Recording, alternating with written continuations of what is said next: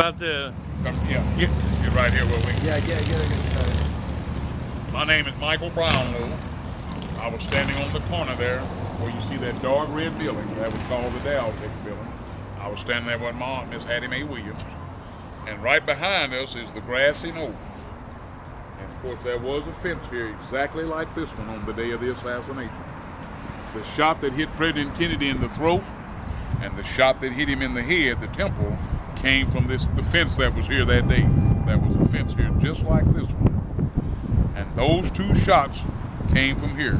The man who fired the throat shot was Charles Hitman Harrelson. The man who fired the fatal headshot to the temple was James Files, and he's still living. He's in Statesville Prison, Joliet, Illinois, for the attempted murder of 3 Chicago police officers. Been locked up for quite some time. But he says even to this day that he fired the shot. He does have a DVD called The Confessions of an Assassin, the James Files story.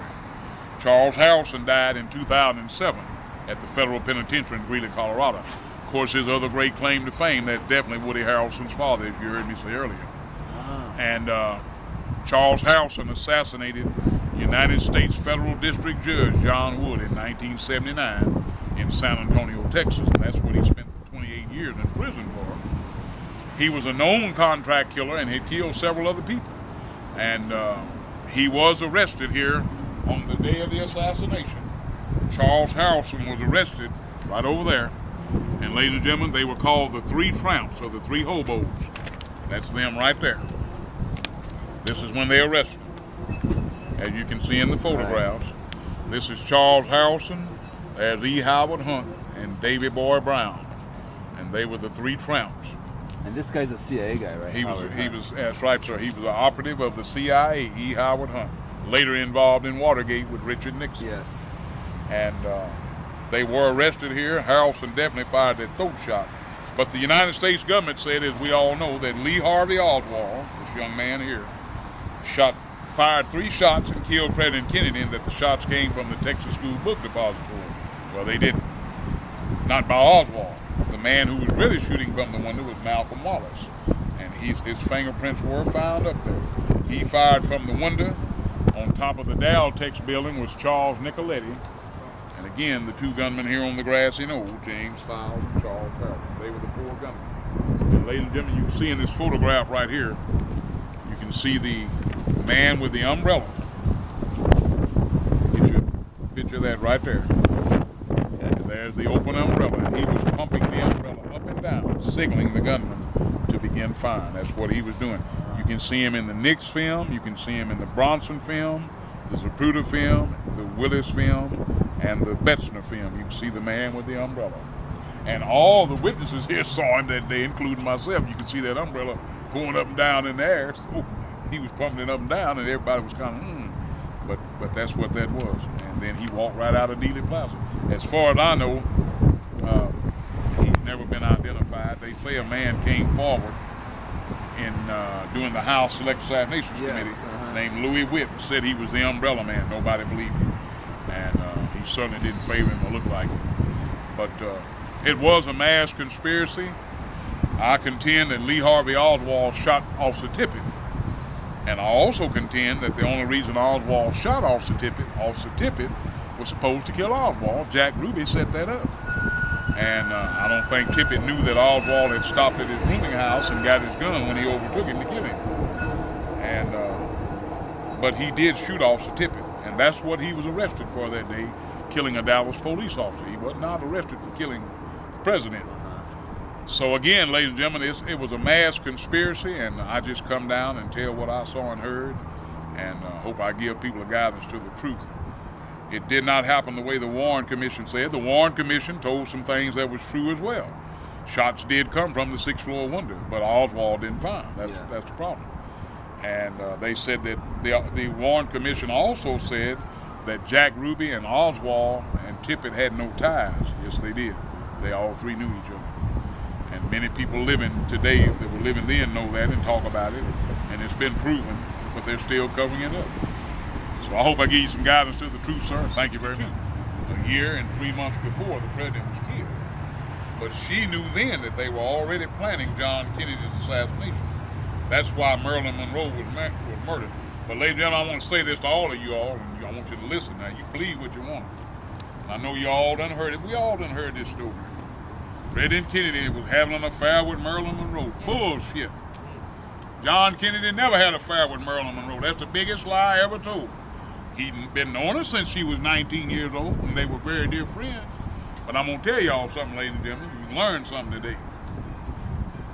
When President Kennedy married Jackie Kennedy, September the 12th, 1953, his mother, Rose, she despised Jackie Kennedy. She hated her. And she didn't want John Kennedy to marry. Frank Bouvier, Jackie Kennedy's daddy, and old man Kennedy were in the mob together. She did not want them married. But one woman that John Kennedy loved, and he never made any bids about it, he admitted it, and she's still living, was Angie Dickinson. Really? Now that's who he had an affair with, and he never denied it. If you remember, see, y'all are not, you listen to all these stories, I'm old enough to remember. If you remember in September of 63, I'm sorry, go back, June of 63, President Kennedy and Jackie did what? Splitsville. There you go. That's right. They sure did. And where did she go? She went straight to Greece on her sister, Lyra Dawson. And Jackie stayed over there 3 months with old Nancy.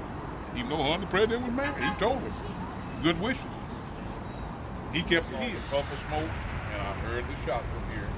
And we saw that big piece of skull laying over there behind that lamp. How far did the car go then? Did it kind of stop right there? Right where that exit. Oh, it didn't stop. Or did it further back? Well, the first shot, so that's another thing, ladies and gentlemen. The first shot hit President Kennedy under those 3 signs. That's the one that hit him in the throat. And that still came from here, you think? That came right where they're standing. Right there. Right where they're standing.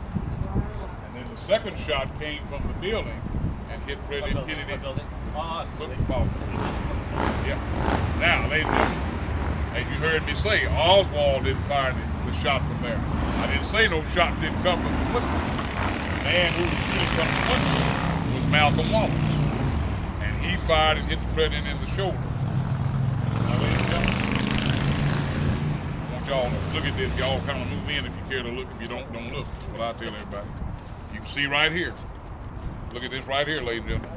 1, 2, 3, 4, 5. No, it was Those are the 5 missed shots. Shots that missed. A bunch of shots. It was, and I heard all. I see, ain't nobody gonna never tell me it was no 3 shot. I know better than that, but I heard 7. I heard 7 distinct shots, and it wasn't no 3. And it was 4 gunmen. 2 of them were here on the grassy knoll. One was in the 6th floor, one was Malcolm Wallace. Nicoletta was up on top of the dowel. And they know that. They know it to this The day. guy that you said looked like crack. Yeah, Harold. The guy? Oh, Yeah, he yes. fired the Oh, first. he said the drill. Sure did. You said there was a couple up here too. I said there was 2 gunmen here, Okay. one in the window, Gotcha. one on top. But after they fired the shots, they hit. They went back. I want y'all to listen. Say that question one more time. You said, why would Why the mob? would the mob take out Kennedy in regards, since he was supposed to have a reputation with them of cooperation, and his father was also dealt with them. That's the next to thing make I his wanted. millions. I wanted you to say that again. You just answered your own question. Because his father was Yes, involved. his father was involved with the mob. John Kennedy wasn't. Ladies and gentlemen, I knew they were going to start coming through here. Yeah. They got a big bike. They have it here every year. Oh, okay. When John Kennedy took office, he told his father, Joseph P. Kennedy, that he would not honor any wishes that he had made to organize crime. He and Bobby wouldn't have nothing to do with that. They had nothing to do with that, the Kennedy brothers. The old man, Joe Kennedy, he was as crooked and as evil as anybody could be. That's what he said. He was. Joe Kennedy was a crook. That's how he made His billions of millions. dollars. He was a But bootlegger. his sons didn't have anything to do with it.